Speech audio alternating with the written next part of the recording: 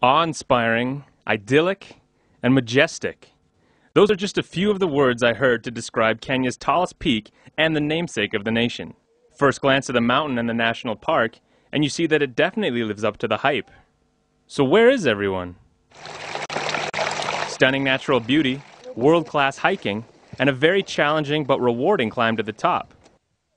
So why is this group of Czech tourists the only ones to pass through Narrow Moro Gate today?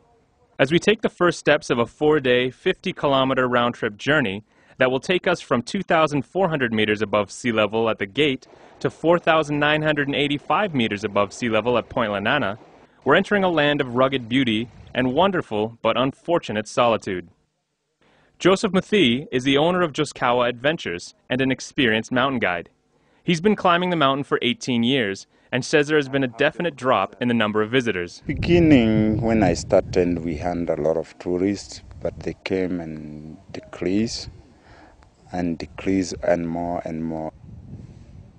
As camp is being set on the first night, it becomes apparent that we will spend at least this night alone. Well, maybe not totally alone. But the lack of other hikers is clear, and though it's good for the personal enjoyment of the group, it's bad for the industry. Right now we have just little people. It's like we have only this group going up on the mountain, and we would like to at least to have more and more people on the mountain. The problem, he says, is a lack of marketing. It's not that people don't want to come, it's that they don't know they should come. The number of people in Mount Kenya, it's quite low, and I think it's because we are not well marketed, this mountain. Mountain guide David Waithaka says the government needs to step up marketing efforts so foreign visitors know that this isn't just a hike in the woods, it's a major mountain and tourist destination. I think the Kenyan government must market Mount Kenya as one of the biggest mountains in Africa also. Same case as Kilimanjaro. Joskawa Adventures and other tour companies are taking the initiative of marketing the national park themselves, which they hope will curb the trend of declining visitors' numbers. Now we are expecting maybe to have more people, as we are trying ourselves as a tour companies to put everything on the websites and this sort of stuff about marketing Mount Kenya. So we expect to have more people, but we still need assistance. And while it's hard to say if marketing is the problem, or if the individual efforts of tour companies will help, it's clear that there is indeed a lack of tourists on the mountain. Sally Crompton says she looked at tour books to determine the best time to visit the mountain, and expected that would mean lots of tourists. We left 3 days ago and we came up the Siriman route, and we were surprised how few people we saw. The first night we spent at Old Moses, where we saw nobody.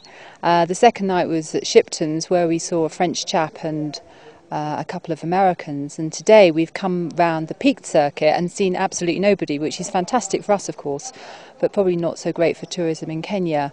After 2 days, that's only 2 other people we've come across, and this during the alleged best time to visit.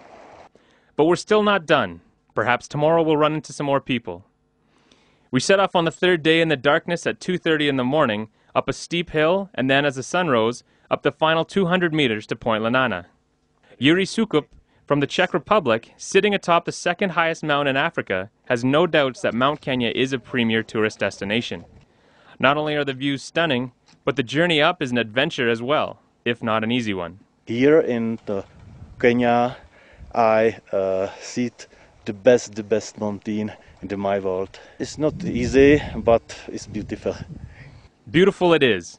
Nearly 5,000 meters above sea level, Point Lenana is the 3rd highest peak on Mount Kenya, only 100 meters below the highest peak, which requires technical climbing skills to reach. Up here, you're effectively sitting on top of the mountain, and thus, on top of Kenya itself. It's not an easy walk, but it certainly is rewarding, even if a bit lonely with the lack of tourists. It took 3 days, a few thousand meters, and a few blisters to reach the summit. And we only ran into 2 other hikers. So regardless of what the numbers are, there is plenty more room on Mount Kenya for tourists. From 4,985 meters above sea level in Point Lenana and Mount Kenya, I'm Stephen Bull for NTV.